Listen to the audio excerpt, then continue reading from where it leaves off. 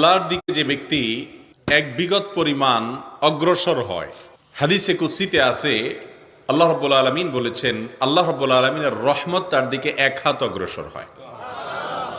আর যদি কেউ আল্লাহর দিকে হেঁটে হেঁটে অগ্রসর হয়, তো আল্লাহর রহমত তার দিকে অত্যন্ত দ্রুততার সাথে দৌড়াতে দৌড়াতে অগ্রসর হয়। আল্লাহ রাব্বুল আলামিন আমাদেরকে দুনিয়ার জীবনে পাঠিয়েছেন। এই গোটা জীবনটা হলো পরীক্ষা। গোটা জীবনটাই আল্লাহর পক্ষ থেকে এক একটা পরীক্ষা বলা যেতে পারে।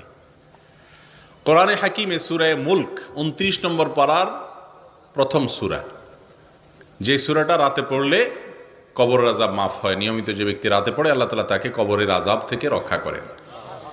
এই সূরা মুলকের একেবারে শুরুর দিকে আল্লাহ রাব্বুল আলামিন বলেছেন, আউযু বিল্লাহি মিনাশ শাইতানির রাজীম, তাবারাকাল্লাযী বিয়াদিহিল মুলক ওয়া হুয়া আলা কুল্লি শাইইন